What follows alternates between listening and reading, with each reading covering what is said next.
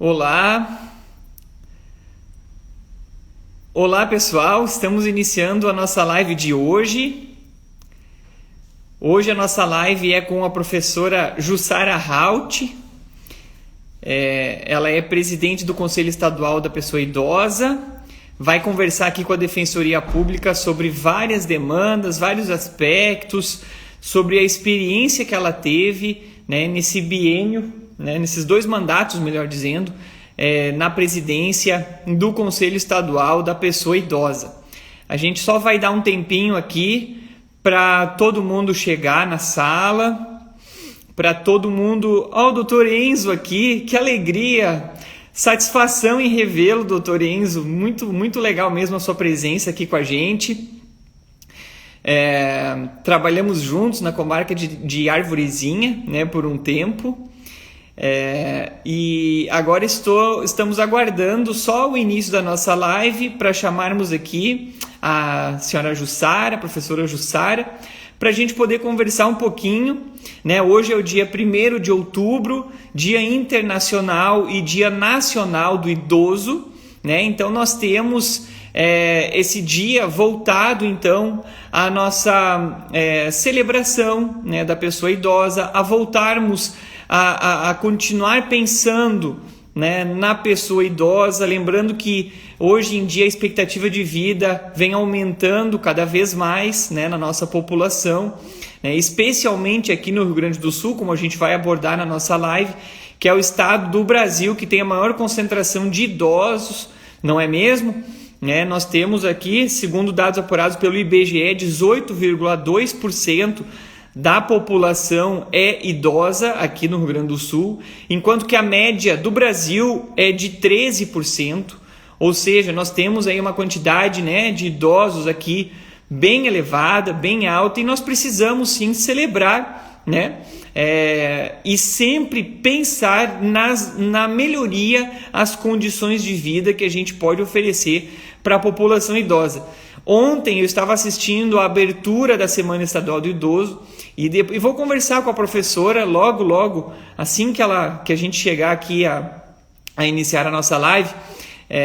Uma frase que ela disse ontem que me chamou muito a atenção e que é justamente isso, né? A partir do momento em que a gente, e aqui tem uma divergência, né? A partir do momento da concepção ou a partir do momento do nascimento, nós já começamos a envelhecer, né? E nós precisamos pensar na qualidade de vida do idoso, porque todos almejamos um dia também chegar lá, né? E queremos ter a garantia desta qualidade de vida também a nosso favor. Vamos ver aqui se a professora já está aqui. Pronto. Vamos ver aqui, fizemos uma pequena introdução até chegar aqui na conversa a professora Jussara Haut. Tranquilo agora. Agora sim, muito bem. Jussara, como vai? Tudo bom? Olá, Rafael, tudo bem? Muito bom nos vermos frente a frente, né, Rafael? É verdade, é verdade. Conversamos bastante pelo WhatsApp, por áudio, né? Mas ainda não havíamos nos visto. Seja por imagem ou ao vivo, menos ainda agora nesse momento de pandemia, né? Uhum. Jussara, deixa eu te apresentar então aqui para o pessoal. Eu vou ler brevemente aqui o teu currículo e depois já iniciamos a trocar alguma ideia, falar sobre a tua experiência à frente do Conselho Estadual, né, da Pessoa Idosa. A gente tem 1 hora para conversar aqui sobre temas pontuais assim, da pessoa idosa. Vamos lá. Então, a Jussara, ela é assistente social aposentada, especialista em gerontologia social pela PUC, titulada pela Sociedade Brasileira de Geriatria e Gerontologia, mestre em inclusão social e acessibilidade pela Fevale, aqui de Novo Hamburgo, e conselheira e ex-presidente do Conselho Estadual da Pessoa Idosa. Jussara, foram 2 mandatos à frente do Conselho? Foram 2 mandatos à frente do Conselho.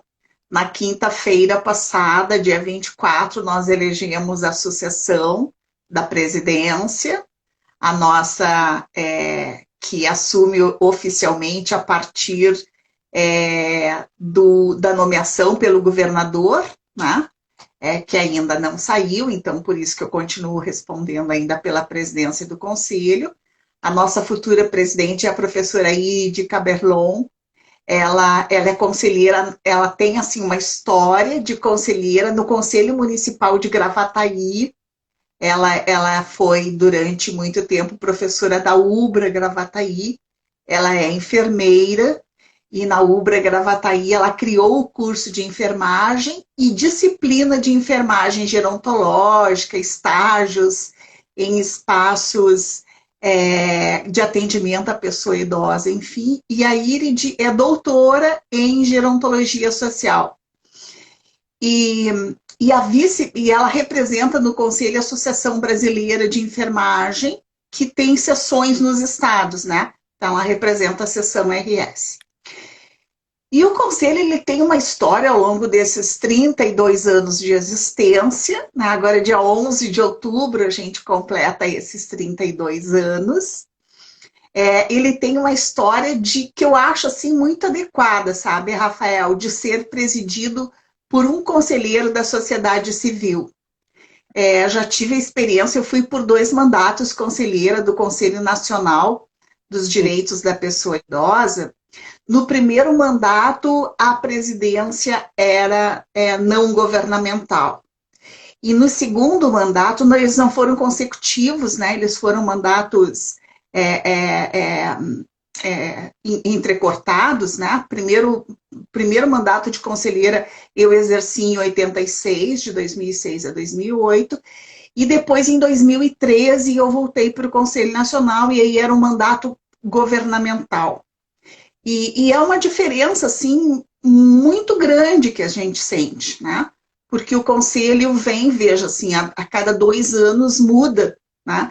Então, o Conselho Nacional vinha de uma gestão anterior que eu acompanhava muito de perto através da Sociedade de Geriatria e Gerontologia. O Conselho vinha numa gestão da sociedade civil muito proativa, quer dizer, é a sociedade civil que efetivamente faz esse tensionamento no governo para que a política pública se efetive e funcione, né, Rafael? É muito difícil o representante governamental fazer isso para o governo, né? Então, assim, eu acredito muito e o Conselho, ao longo desses 32 anos, a gente tem conseguido manter a presidência com a sociedade civil e a vice-presidência com a representação do governo. Né? Então, agora, no dia 24, foi eleita, então, como eu dizia, a professora Irid, e como vice-presidente, a Cristiane Ramos, que é delegada de polícia, é a delegada da Delegacia de Proteção ao Idoso de Porto Alegre, e é a conselheira pela Secretaria de Segurança Pública, né? Então, a gente está nessa fase de transição, assim, tendo os primeiros contatos, as primeiras reuniões, enfim. E isso é muito positivo, né? Então, assim, é aí que eu vejo o quanto a presidência da sociedade civil ela é muito mais proativa, né? E ela tende a ter continuidade nos encaminhamentos e nos tratamentos que vinham sendo dados, né? E esse papel, Jussara, assim, da presidência do conselho, ele é bastante importante mesmo, pegando esse gancho do que tu estavas comentando com a gente a respeito da proatividade, né, da necessidade de alguém para incentivar as políticas públicas, né, da gente já fazer esse link com um tema que foi debatido bastante ontem na nossa live de terça-feira também, que é a criação de políticas públicas que tenham uma política pública, que sejam políticas públicas de Estado e não de governo, para que elas sejam estabelecidas em favor do idoso e que elas venham para ficar, né? Que elas não fiquem oscilando de governo para governo, que a construção dos direitos dos idosos seja feita numa escala progressiva, né? E não se admitindo que haja um retrocesso aqui social e de proteção, né? Sim. Nesse tempo em que a senhora esteve aqui à presidência, eu não sei se eu te chamo, posso te chamar de você, de senhora? De Jussara, isso, de Jussara, por favor, Rafael. Tá ótimo. Não precisamos de formalismos. Ótimo, perfeito. Eu também prefiro assim. Nesse tempo, então, que tu estiveste à frente, né, do conselho, conseguiu perceber essa evolução na proteção à pessoa do idoso? Que eu tenho depois uma perguntinha para te fazer aqui, para te instigar de um tema para a gente pensar juntos. Mas nesse período, conseguiste observar essa evolução? Digamos assim que a tua pergunta é um pouco complicada. Eu sou do grupo que criou o Conselho Estadual do Idoso. Então, em verdade, fui secretária executiva do Conselho de 88, quando ele foi criado, até 2003, quando eu assumi a coordenação da política estadual do idoso. Eu fui eu fui assistente social na secretaria, hoje Justiça, mas que já foi Trabalho e Assistência Social, que foi Justiça e Cidadania, etc, etc, etc, né? Me aposentei na Secretaria da Justiça.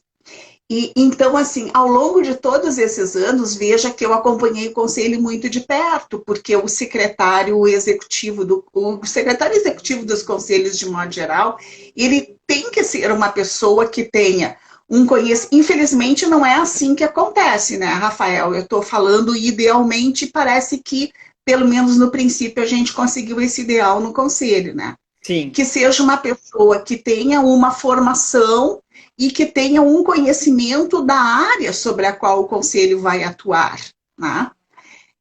Porque ao secretário executivo cabe todo o apoio técnico para a mesa diretora do conselho, né? Os encaminhamentos técnicos, enfim, né? A relação com os conselhos municipais. Então, tem que ser uma pessoa que tenha um certo conhecimento. Então, nesse sentido, assim, o conselho foi muito favorecido e, de certa forma, eu também, né? Porque eu tinha iniciado a minha inserção na área do envelhecimento em 1980, né? Então, assim, a partir eu fazia assessoramento aos chamados, na época, asilos, né, do estado do Rio Grande do Sul, porque o Estado sempre teve o anteriormente chamado de subvenções sociais, né, recursos que eram repassados para as instituições para atendimento de crianças e adolescentes, enfim, né, e que estava começando a ser repassado para pessoas idosas, né, porque começava o processo de envelhecimento no Brasil em meados da década de 70, né. Então, eu entrei para fazer esse assessoramento aos asilos, fiquei muito mexida assim, com a situação das pessoas idosas à época, né, Rafael? Os asilos de 1979, 1980, ainda eram muito resquícios dos asilos de mendicidade, né? Os idosos eram um público junto com outras demais pessoas muito excluídas, né? Assim, era a vergonha da sociedade, vamos dizer assim, né, Rafael? Lá Sim. estavam doentes mentais, junto com idosos demenciais e idosos abandonados, idosos com doenças crônico-degenerativas. E a gente não conhecia muito aquela situação da pessoa idosa, né? Porque nem do ponto de vista técnico, nem do ponto de vista científico, porque nós estávamos começando a estudar um fenômeno que se iniciava no Brasil, né? Então, eu fui buscando, né? Fazendo cursos, me aproximei da Sociedade de Geriatria e Gerontologia, fui presidente várias vezes do Departamento de Gerontologia da Sociedade aqui no Rio Grande do Sul, fui presidente do Departamento Nacional da Sociedade, sou membro do Conselho Consultivo Nacional, enfim. Então, fiz especialização, fiz um mestrado, minha área de estudo foi a política do idoso, né? Fiz meu mestrado foi agora em 2000 e pouco, e eu fiz toda uma avaliação da política do idoso que eu coordenava naquele momento, né? Comecei a coordenar em 2013 e fui até 2008, quando eu deixei a coordenação da política. Então, este processo todo eu fiz de análise documental da nossa legislação, do quanto, neste período, os governos efetivamente, os governos do Estado, investiram ou priorizaram, enfim, né, as questões da política do idoso. Então, Rafael, veja como é difícil responder a tua pergunta, né? Assim, simples, né? Sim. Porque, então, durante todo esse tempo, eu acompanhei o Conselho na condição de secretária executiva. Depois, numa gestão da secretaria, eu propus a criação da coordenadoria da pessoa idosa e assumi a direção da coordenação, né? Que fiquei, então, lá por 5 anos. E aí, como conselheira da secretaria, né, continuei, então, assistindo, participando de todo o processo de tomada de decisões do conselho, enfim, né, e agora, por fim, nos últimos 4 anos, como presidente. Né. Então, o que eu te diria, assim, Rafael? Eu penso que nós, por não termos uma política de Estado e termos uma política de governo, e as políticas de governo são ditadas pelo interesse do governante, uma vez que os nossos partidos políticos também são muito frágeis, não dão sustentação, né, a esses governos do ponto de vista de elaborar planos que efetivamente respondam às demandas das comunidades, né? Então, assim, políticas públicas realmente ativas, né? Sim. Então, assim, nós temos, né, alguns governos onde nós avançamos, né, onde a gente teve um programa, por exemplo, o governo Antônio Brito, né, assim, fatos que me vêm na lembrança agora, um mero detalhe, assim, né? Mas no governo Antônio Brito, nós conseguimos que ele bancasse a realização de uma pesquisa para traçar o perfil do idoso do Rio Grande do Sul. Não existia na América do Sul nenhuma pesquisa, nenhum estudo populacional multidimensional como o que nós fizemos aqui no estado. Tá? Envolvemos, na época, o Rio Grande do Sul tinha 14 universidades, e claro, já muitas instituições isoladas, né? Centros universitários ou faculdades, enfim, mas universidades eram 14.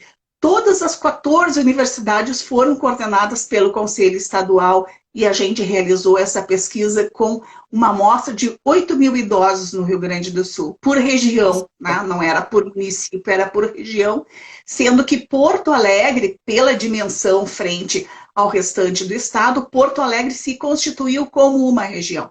Então, os dados de Porto Alegre eram de Porto Alegre, né? Sim. E aí, assim, um investimento enorme, né? Um trabalho árduo, né? Uma disposição das universidades de colocar o que de melhor elas tinham no seu quadro docente, né? Para participar da pesquisa, os seus pesquisadores, enfim, né? Tudo para comprovarmos, né, a seriedade do envelhecimento no Rio Grande do Sul e como a gente já estava atrasado para efetivamente desenhar uma política pública para as pessoas idosas, né? E aí, Rafael, terminou o governo Brito e o governo seguinte, que eu nem me lembro qual foi, simplesmente não adotou, né, nenhum dos indicativos, nenhum dos dados, né, levantados pela pesquisa, né. Então, acho que é isso, assim, depois nós tivemos no governo do Olívio Dutra, tivemos a sanção da lei que criou a política estadual do idoso, a lei 11.817, que só foi regulamentada depois no governo Germano Rigotta. Então, veja assim que cada um, né, com uma certa distância, porque a lei é de 2000, a regulamentação é de 2006. Então, em 2006, a gente tinha uma lei maravilhosa caída no vácuo, né? Assim, derivado da pesquisa, a gente montou um belo programa de atendimento a pessoas idosas no estado, que também acabou sendo assim fechado o programa já no final do governo que se seguiu ao governador Brito, e que começou a ser executado no governo seguinte, mas que logo foi deixado de lado porque os interesses daquele governo eram outros, né? Então, quando a gente fala de uma política de Estado, eu penso que é isso, assim, né, Rafael? A gente sabe que o processo de envelhecimento é inevitável, que ele vem, se instala e dura, né, até que a pessoa morra. Só tem uma forma de não envelhecer, é morrer antes, né? Sim. Então, assim, se é um processo que dura toda a vida, né? E se ele começa, seja na concepção ou seja no nascimento, né? Enfim, nós precisamos preparar todas as pessoas para esse processo de envelhecimento, né? Se nós não atuarmos sobre as pessoas que são idosas hoje, quando tu fores idoso, Rafael, a gente vai continuar com as mesmas dúvidas, com os mesmos desconhecimentos, com a mesma fragilidade, né, Rafael, na rede, na garantia de direitos, enfim, sem compreender esse processo, né? Então, acho que é isso, assim, sabe? Eu acho que a gente avança em alguns momentos, né? Porque uma política pública, ela é feita, ela existe quando a gente tem um conjunto de ações, né? Então, acho que a gente nunca teve muito este conjunto, digamos assim, né? A gente teve ações, teve projetos, execução de projetos, teve execução de alguns programas que durou, né, um governo, às vezes durou 2 governos, enfim, mas isso não serviu para consolidar como uma política de Estado, né? Que tenha continuidade, que traduza a preocupação do governante, né, com o futuro da sociedade, né, Rafael? A gente tem, assim, esses tempos estávamos discutindo com o Conselho Nacional, ele mantém encontros, assim, de certa forma, sistemáticos com os conselhos estaduais, né, com as diretorias dos conselhos estaduais. E no encontro, ainda ao final do ano passado, a gente discutia a questão, nós já tínhamos superado, né, aqui no Rio Grande do Sul, a população idosa percentualmente maior do que a população de 0 a 15, né? Daqui um pouquinho a gente vai estar maior do que a população de 0 a 25 ou 30, quem sabe, né? Sim, sim. E aí a gente conversava justamente sobre isso, quer dizer, se nós temos uma fragilidade muito grande de algumas políticas setoriais de olharem, de conversarem sobre a questão do envelhecimento. E a política do trabalho é uma, né? Só que se a gente olhar assim daqui a 20 anos, né? Quem vai compor este mercado de trabalho, sabe? Daqui a 20 anos, quem vai sustentar essa política previdenciária, né? Como que o governo vai conseguir suportar esta maioria absoluta, né? Como que a gente vai ter pessoas com envelhecimento mais saudável, com um envelhecimento mais adequado, né? Com menos comorbidades, com menos fragilidades, se nós não trabalharmos com aquilo que nós sabemos que é importante para construir o processo de envelhecimento com as nossas crianças e os nossos jovens hoje, né? Lá nas escolas, enfim. Então, como que a gente vai mudar essa realidade do envelhecimento, né? Só pela característica diferenciada das gerações, né? Nós, já vou emendar aqui só um comentário para te dar a oportunidade também de tu colocares as tuas posições, mas enfim, nós conversávamos quando tu propuseste essa live, eu te dizia que uma coisa que me incomoda muito é rotular as pessoas idosas de vulneráveis, né? Porque assim, nós já temos pelo menos duas coortes, né? Duas gerações bem definidas desde que o processo de envelhecimento brasileiro começou, que são totalmente diferentes, né? Então, tipo, a minha geração, que seria a segunda geração do envelhecimento, eu tenho 64 anos, né? Eu não sou vulnerável. Sabe qual é a vulnerabilidade que eu tenho? Né? Eu sei que tem muito que ver, assim, este conceito, dizem os advogados, que veio muito da relação de consumo, né? Que é justamente a tua área, a tua prática aí dentro da defensoria, né? De defesa do consumidor, enfim. Mas eu acho que a vulnerabilidade ela tem tantos aspectos que a gente não pode se ater num aspecto só. Né? Então, assim, eu consigo plenamente defender todos os meus direitos. Né? Eu reclamo, se eu não conheço, eu procuro conhecer, né? Eu não tenho problemas de saúde, eu tenho uma situação socioeconômica média, enfim. Então, assim, onde está a minha vulnerabilidade? Né? Então, eu acho que são esses conceitos assim que a gente precisa ir construindo, são essas diferenças. Também uma outra coisa, a gente fala de pessoa idosa, né, Rafael? Pessoa idosa começa por força de lei, começa aos 60 anos e termina nos 101 aqui no Rio Grande do Sul, né? De que pessoa idosa a gente está falando? De 60, 100 anos, né? Olha o espaço que nós temos, né? Olha as diferenças que nós temos, né? Exato. Então, eu acho que assim é muito difícil, mas eu acho que tu disseste uma coisa muito importante quando tu comentaste a pergunta, né? Que é assim, se a gente tem uma política de Estado, a gente tem uma definição das nossas prioridades, mas em especial das possibilidades de governo do que vai executar. Né, Rafael? A gente não fica, desculpa a expressão chula, mas enfim, atirando para tudo que é lado, assim, né? Sim. Querendo acertar o que viu e o que não viu, né? Então, eu acho que tu tens toda a razão, assim, a gente dar este foco, a gente definir aquilo que é possível de fazer, porque as necessidades e as demandas são tantos, quer dizer, é um processo tão complexo, né, multidimensional, intersetorial, interdisciplinar, né, e tão rápido também para um país pobre como o nosso, né, que se a gente vai pensar assim, o que tem para ser feito? Tudo, né? Precisamos fazer tudo, porque os velhos estão aí à mercê, né?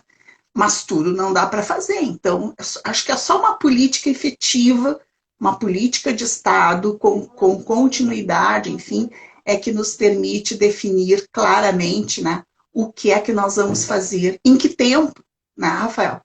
Em que tempo? Eu acho que definir os tempos também, né? Ter os nossos objetivos definidos, curto, médio e longo prazo, enfim, né?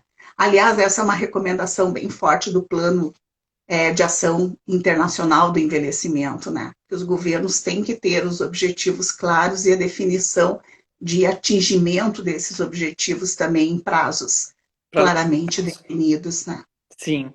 Sabe que tem... Rafael, eu sou uma entusiasmada pela questão do envelhecimento, né? Sou estudiosa e sou muito entusiasmada, assim. Então, se tu deixar por minha conta, eu vou falar hoje, amanhã, depois. Eu queria também te ouvir um pouco, assim, da tua experiência, Acho que tu fostes ontem, que foi a live do Sistema de Garantia de Direitos, foi, né? Foi terça-feira. Antes de ontem.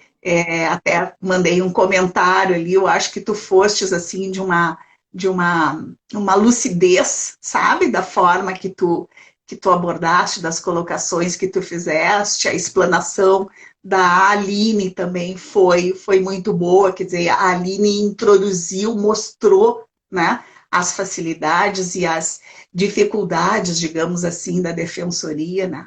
Então, também queria que ter essa participação tua, assim, nesse como tu vês isso, enfim.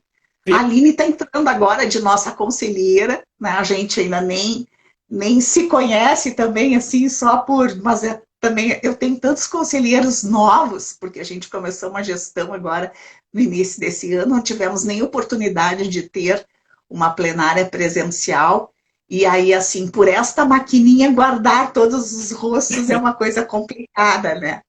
Mas, enfim. A distância está impondo, né, esses encontros virtuais, assim, e de certa forma, numa telinha de computador ou de celular, em que a gente não consegue ter aquela proximidade, que pelo que eu percebi, assim, faz muito parte, né, da tua maneira também de trabalhar e de agir. Pelo que eu percebi, né, tu é uma pessoa muito próxima. Tu tens uma sensibilidade muito grande. Eu estou sofrendo muito nessa pandemia, sabe?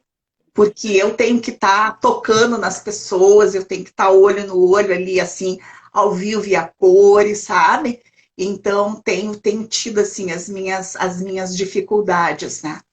Mas, enfim, a gente vai levando, né? A gente vai driblando os obstáculos, né? A gente na defensoria, a gente também sente bastante saudade e falta desse contato com o assistido, né? Esse contato presencial, porque a gente tem uma média de atendimentos muito grande, né? A gente lida muito com o público, assim, presencialmente. E agora, de abril para cá, a gente está lidando por WhatsApp, por videochamadas, por e-mails, né?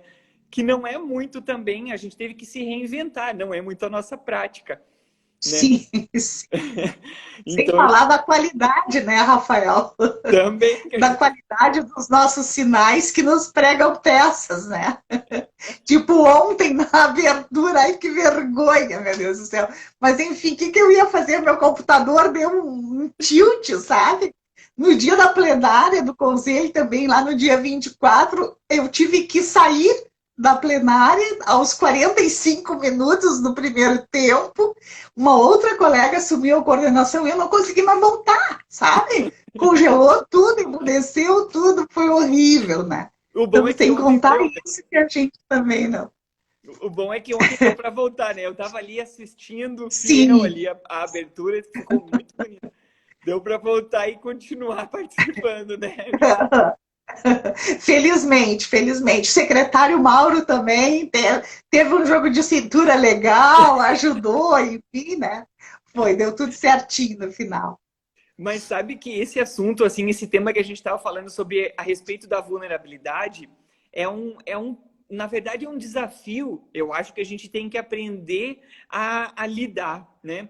Porque a vulnerabilidade, sim, ela vem da lei, né? Ela surgiu com o Código de Defesa do Consumidor, com uma presunção legal, né? E eu acho que o desafio vem a partir dessa presunção de que determinados segmentos da população ou dos cidadãos possuem alguma vulnerabilidade, alguma dificuldade a mais, se comparado aos demais membros daquela comunidade. Então, a lei estabeleceu que o consumidor, com relação ao fornecedor, né, de produtos e serviços, ele é presumidamente vulnerável. Ele tem uma dificuldade a mais de buscar os seus direitos.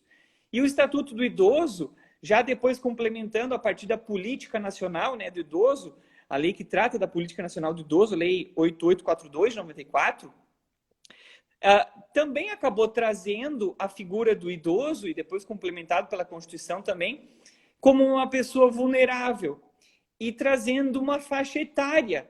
Ou seja, a pessoa, no 11º mês de vida, dos 59 anos, ela não tem nenhuma dificuldade. Mas a partir do momento que ela completou o aniversário dos 60 anos, a lei passa a dizer que ela é vulnerável. E se a gente junta, por exemplo, o consumidor, que é o idoso, né, a lei acaba tratando essa pessoa como hipervulnerável. Sim. E eu vejo, por exemplo, olha a situação, eu conversando contigo, eu vejo que tu tem uma desenvoltura excelente, fala super bem. Eu também vejo, me espelho no meu pai, tem 71 anos, vai fazer agora, semana que vem. Ele me ensina todos os dias um monte de coisa, né? Ele está numa plenitude assim de cognitiva e física. E de que maneira que a gente vai compatibilizar, né? Eu acho que isso é um desafio até para nós, na Defensoria Pública, a quem faz o atendimento ao idoso. Porque nós temos que perceber que, sim, é uma pessoa que pode trazer alguma dificuldade, pode ter alguma dificuldade em alguma compreensão, mas é uma pessoa que tem que ser respeitada plenamente, na sua Exatamente. vontade, no que ela quer fazer, né? Às vezes a gente pensa, não, pessoa idosa, 70 anos de idade, não vai mais poder dispor dos seus bens. Quantas vezes a gente ouve, até na defensoria, né? Ah, porque o meu avô, o meu pai, ele está pegando empréstimo ou ele está querendo vender um negócio e eu quero interditar essa pessoa. Quando, na verdade, é uma pessoa idosa que está na plenitude da sua capacidade cognitiva e que quer realizar algum negócio, né? Acontece que tem outros lados, outras situações que realmente o idoso ele não consegue compreender. Então eu percebo isso Sim. é um desafio bem grande para nós que estamos no atendimento. Uhum. Com certeza, porque, como diz também o dito popular, cada caso é um caso, né, Rafael? Por vezes a gente. Eu acho que uma outra questão também que passa muito transversalmente por tudo isso, Rafael, é a falta de qualificação, de competência profissional nossa e de todos nós para o envelhecimento, né? Quer dizer, hoje, os únicos profissionais que saem de um curso superior com uma miserável disciplina, mas né? Sobre envelhecimento são os médicos, porque Sim, todos os demais cursos superiores não têm nenhuma disciplina que trate do envelhecimento. Tá? Oferece como disciplinas optativas, como atividades complementares, enfim. Então, assim, como que a gente vai lidar com um segmento, com um fenômeno que ainda é relativamente novo, que tem peculiaridades que nós nem sequer conhecemos suficientemente, que não dominamos, enfim. Como é que a gente vai conseguir perceber essas diferenças? Como é que a gente vai ser sensível para essas questões? Né? Então, acho que assim, nós profissionais, né, fazemos o melhor possível, né? Fazemos aquilo que está ao nosso alcance, mas infelizmente muitas vezes não da forma mais adequada, né? Então acho que também isso é uma das coisas que eu penso que se nós tivéssemos uma política de Estado, nós teríamos nós teríamos possibilidades de capacitações permanentes, né? Discussões permanentes, né, entre o servidor público, entre os profissionais da sociedade civil, os profissionais da saúde com assistência, enfim, porque o idoso não está isolado, né? Ele está dentro de uma família, ele está dentro de uma comunidade, ele está cercado por todo um contexto e a gente tem obrigação de conhecer esse contexto, né, Rafael?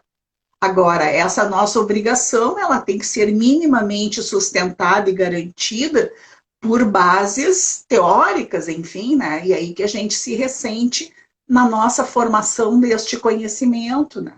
aí a gente Mas,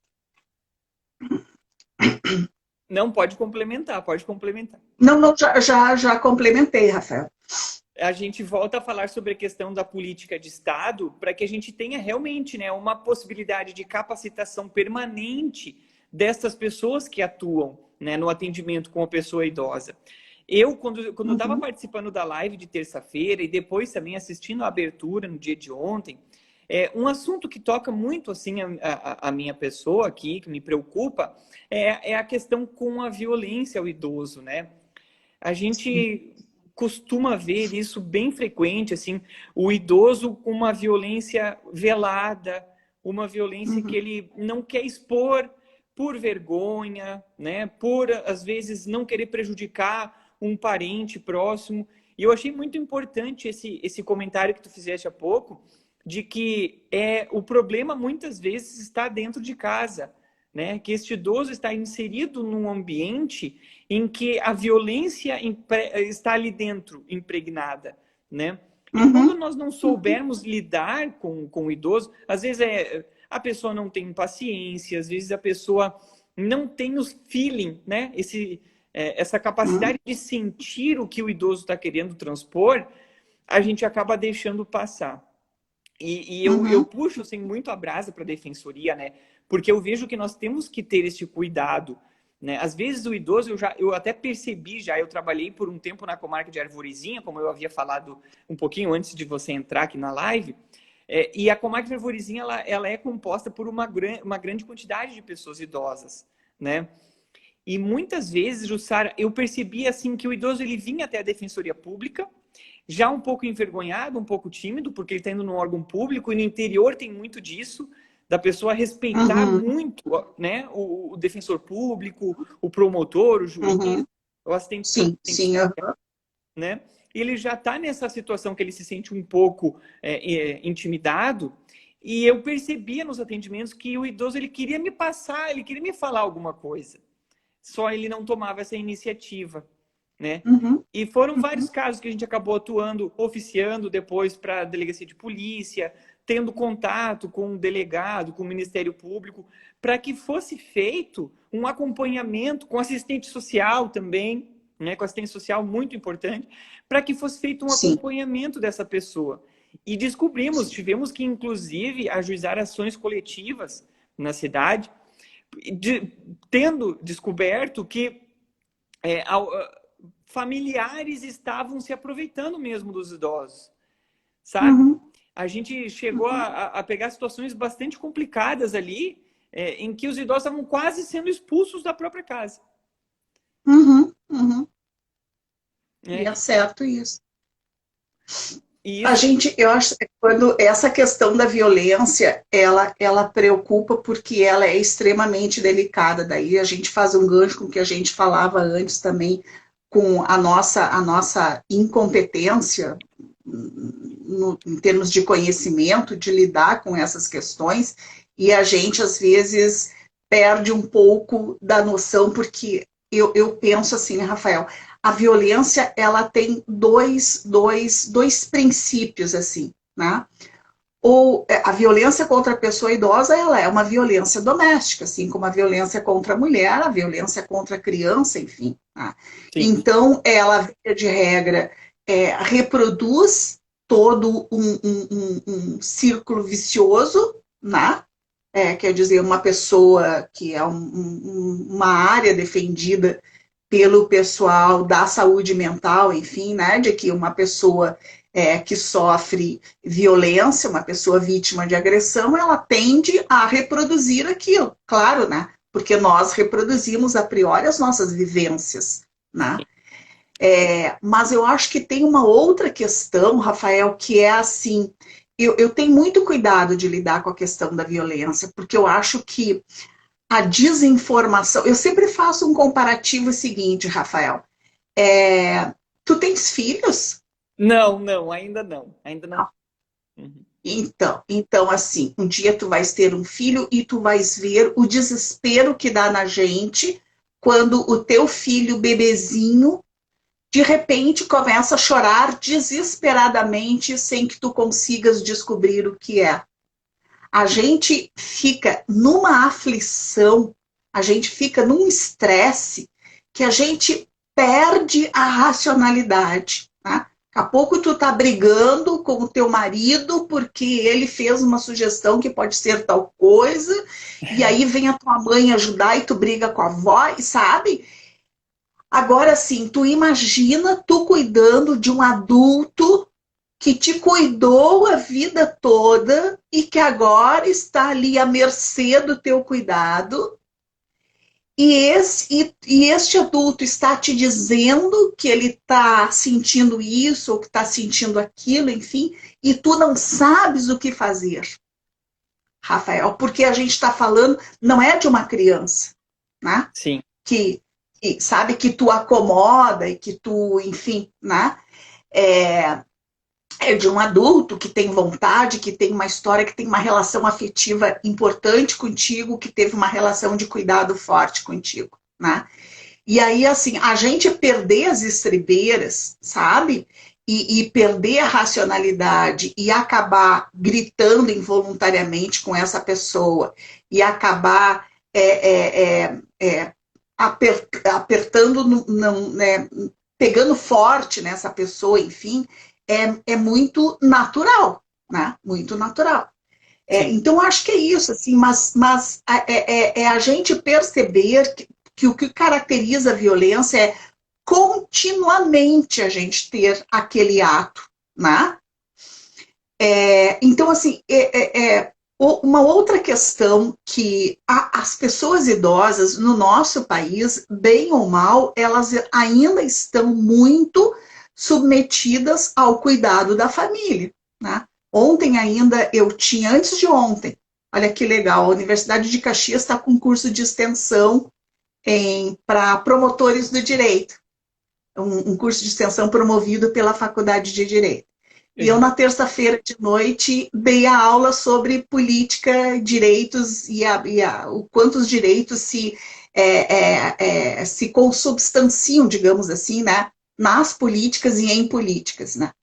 E aí, preparando essa aula para eles, eu fui buscar alguns dados, assim, no sentido do quanto as pessoas idosas ainda contam com a ajuda dos seus familiares, né? E aí nós temos em torno de 70% das pessoas idosas no nosso país, porque isso não é um dado que a gente consegue trabalhar, né, identificar aqui no estado, 70% das pessoas idosas no nosso país ainda contam com algum tipo de ajuda da família. Isso é importante, isso é um dado significativo, né? Então, muitas vezes a violência, ela é muito mais do Estado, eu penso, muito mais do Estado, que não oferece um suporte a esta família para que ela trate adequadamente o seu idoso, né? Então, eu acho que esse é um grande avanço também do Estatuto do Idoso, né? Quando ele reconhece que o Estado também é violador de direitos, né?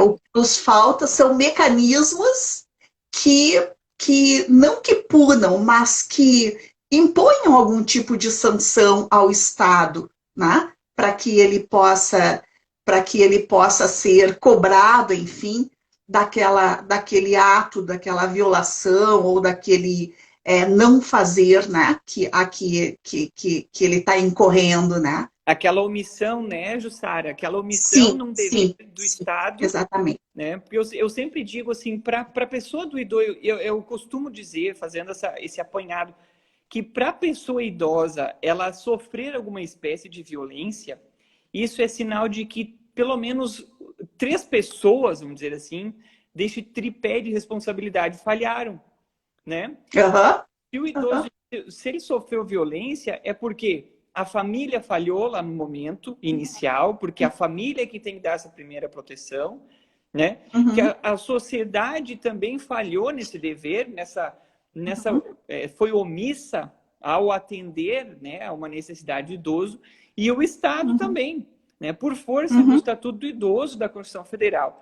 Então, quer dizer, é muita gente que acabou se omitindo, né, em favor de uma pessoa que a gente não diz financeiramente, mas que contribuiu durante a vida toda dela para chegar nesse momento, né, Jussara, de ter uma paz, de ter uma tranquilidade, né? Quando a gente estuda, por exemplo, direito universal dos direitos humanos, né?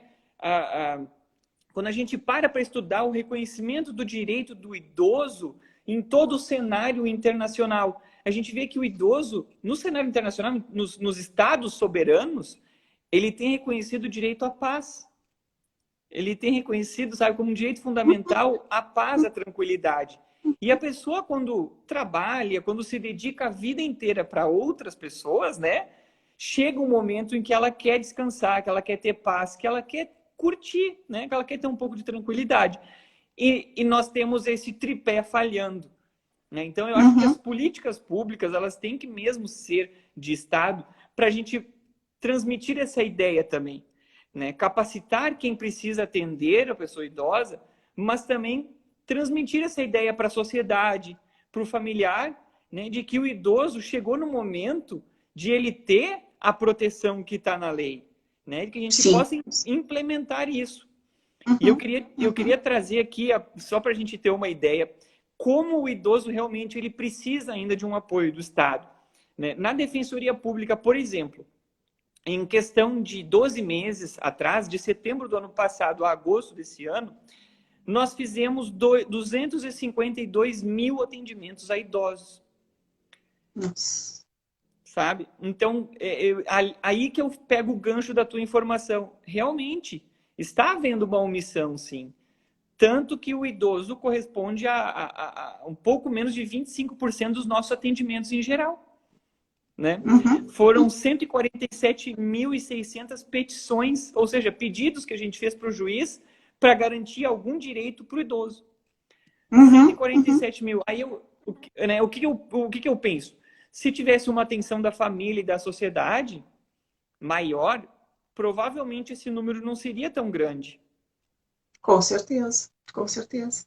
Ou né? teríamos, assim, também, teríamos, de repente, programas, alternativas e ações que minimizassem as consequências de determinados atos, de determinadas relações, inter-relações que se estabelecem na família, que não precisaríamos chegar num processo de ajuizamento de ação, né, Rafael, que não precisássemos chegar à instância da defensoria pública, né?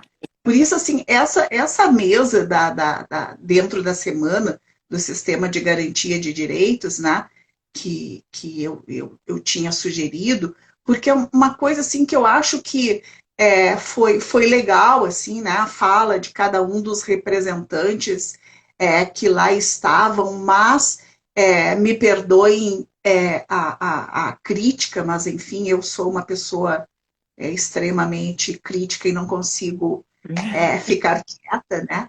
Mas assim, para mim ficou bem claro que está cada um no seu quadradinho e muito bem, obrigada, reconhecendo as dificuldades que nós também reconhecemos, né?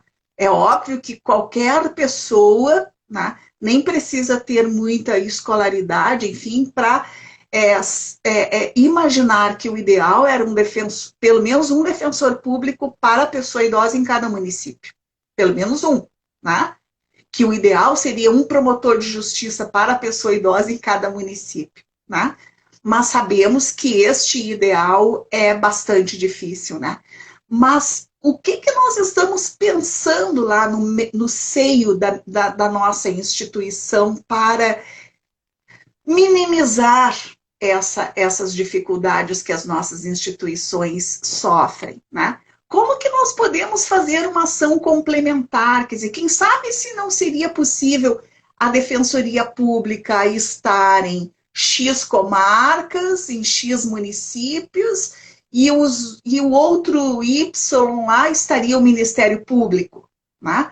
Por que a gente está gastando os nossos cartuchinhos ali no mesmo, em cima do mesmo patinho, né? Então eu acho que essa expectativa, sabe? Este o desejo que eu tenho, assim, de ouvir, né, por parte dos gestores públicos e dos diferentes poderes, e especialmente destes órgãos que compõem o sistema de garantia de direitos, este tipo de visão, sabe, Rafael? Que a gente tivesse coragem de perceber me fugiu o termo agora, de reconhecer a nossa limitação, sabe? De reconhecer as nossas dificuldades, né? De reconhecer o quanto a gente precisa efetivamente trabalhar num sistema, né? E num sistema são várias engrenagens que não ficam uma em cima da outra, né? São várias engrenagens que vão se colocando, né? Uma após a outra para poder fazer a coisa andar, né? Então, acho que assim a gente tem muito a caminhar, mas isso não é específico também. Muitas coisas que a gente está falando aqui, né, Rafael, nem é específico da pessoa idosa, né? É uma característica do nosso país, né? De gestar as questões políticas, de gestar as questões de política pública, de ainda ter muito forte as coisas centradas em governos e não no Estado, enfim, né? Então, mas eu acho que a gente não pode desistir. Eu não desisto. Não, a gente sempre tem que seguir firme, porque as dificuldades são grandes mesmo, né?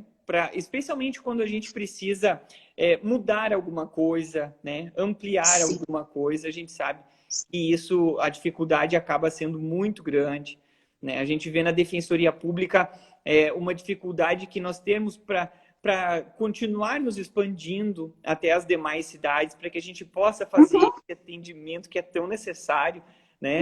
Em especial aqui a pessoa idosa. E eu até aproveito assim para fazer um gancho com o que a gente conversou, né, na terça-feira. Eu digo a gente porque eu sei que você estava lá também, mandando perguntas e participando ativamente, assim, parecia a mesma vontade de estar lá com a gente, debatendo, né? E e se falou muito sobre um centro de acolhimento, assim, uma casa de acolhimento da pessoa idosa. Eu acho que essa ideia, assim, eu achei ela excelente, né? Um local onde a pessoa idosa pudesse ser acolhida, pudesse conversar. Às vezes ela nos procura com um problema que não é jurídico, com um problema que é afetivo, que é de mediação, que é intrafamiliar, sabe? Que às vezes é um abandono, que às vezes é uma falta de um cuidado. E a pessoa, né, a pessoa não sabe muitas vezes a quem procurar. E é como bem tu disseste, a rede, ela não funciona de uma maneira como rede. Ela não se complementa, ela não se integra. Ela não se fala. Né? Sabe, Rafael, assim, ó, e não que não tenha, né, na legislação estas alternativas de atendimento, né? A Política Nacional do Idoso, desde 94, desenha toda uma rede de alternativas de atendimento à pessoa idosa, né? Reconhece que existem pessoas idosas que só querem um convívio social, então tem os grupos de convivência, uma pessoa idosa que quer aprender alguma atividade, então tem as atividades dentro dos grupos de convivência, uma pessoa idosa que precisa de um abrigamento, então tem as ILPIs, mas existem muitas pessoas idosas nesta condição que tu falas. A própria delegada Cristiane sempre faz muito este relato, né? Que o trabalho da Delegacia de Proteção ao Idoso de Porto Alegre, ela é muito mais um trabalho de assistência social, de atendimento psicoemocional do que propriamente um trabalho de polícia, né? Porque as pessoas idosas precisam justamente disso que tu faz, que tem muita gente que a família ou que a pessoa idosa precisa de um apoio, enfim, né? Mas aí é que vem a questão, assim, também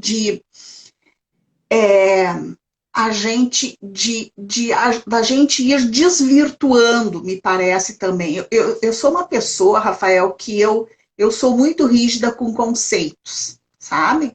Eu acho que pão, é feito com farinha, é feito com ovo, é feito com manteiga, enfim. Tu não pode chamar uma coisa feita com água e farinha de pão, entendeu? Né? Então, eu acho que assim, a Política Nacional do Idoso, ela não só desenhou esses serviços da rede de atenção ao idoso, como ela conceituou, depois um decreto regulamentador da lei de 96, ele conceitua cada um desses serviços. Então, assim, os nossos municípios deveriam ter muitos centros de convivência, que está lá na lei da Política Nacional. Centros de convivência, espaços abertos, de funcionamento diário e diuturno, que a pessoa idosa vai quando não quer não vai, quando precisa vai, que lá deve ter profissionais de diferentes áreas, que lá deve ter determinadas diferentes atividades sendo oferecidas, mas que lá tenha um espaço de acolhimento para a pessoa idosa, um espaço efetivamente de convivência, de suporte, de apoio, enfim, não só para idoso, como para a sua família, né? Aí, assim, o que os nossos municípios chamam de centro de convivência? Um salãozinho onde eles realizam um baile uma vez por semana, entendeu? Sim. E a política da assistência financia isso, Rafael. Dá dinheiro para isso e permite que isso seja chamado centro de convivência, sabe? Perfeito. Então, nós continuamos sem os serviços que nós realmente precisamos, né? E aí agora a gente colocou mais um apelido, que é um centro de acolhimento, entendeu? Dá seu nome, né? né, para as Não, coisas. eu não sei. Aham. Não sei se tu viste a live de hoje de tarde da pessoa com deficiência, pessoa idosa com deficiência. Eu vou assistir É, posteriormente, que eu acho que ela fica então, gravada. assim, depois tu vais ver o que eu vou te dizer agora. Teve uma das colegas da FADERS que fizeram uma descrição de um centro de apoio aqui em Porto Alegre, o Cason, que atende pessoas com deficiência, com deficiência, não é mental que eles chamam, mas enfim, que seja. Né? E que são cento e poucas pessoas que são atendidas, 120 ou 130, uma coisa assim, em Porto Alegre, né?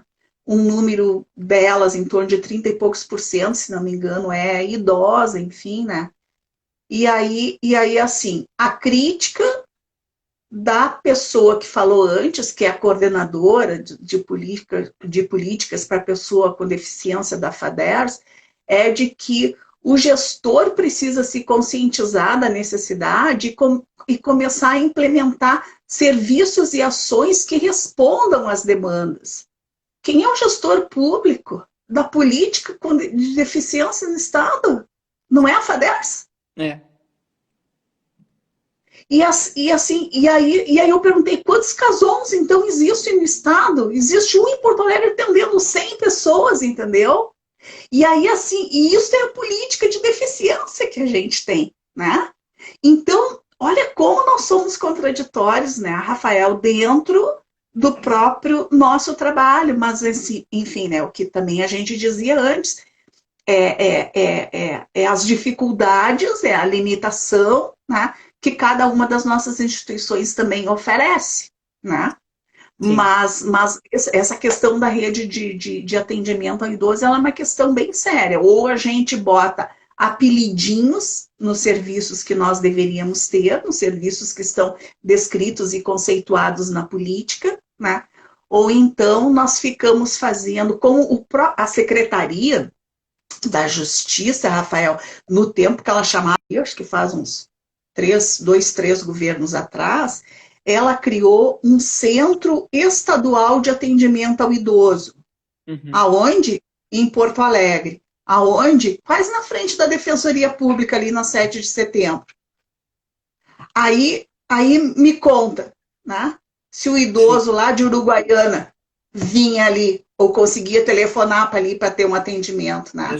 Então, criaram um serviço, faziam oficinas, faziam encaminhamentos para quem? Para os idosos de Porto Alegre. Entendeu? Os idosos de Porto Alegre é responsabilidade do governo municipal e não do governo do estado. Né? Então, se pegassem aquele recurso que investiram para criar aquele centro, para montar uma equipe, tinha uma equipe boa inicialmente, que, claro, foi se gastando, né? Aquela equipe, porque trabalho também vai vir um grupo de idosos, entendeu? Toda semana os mesmos idosos estavam lá, enfim, né? Então, o Estado poderia ter feito uma aplicação diferente desse recurso, né? Então, eu acho que assim, tem tanta coisa para gente pensar, né?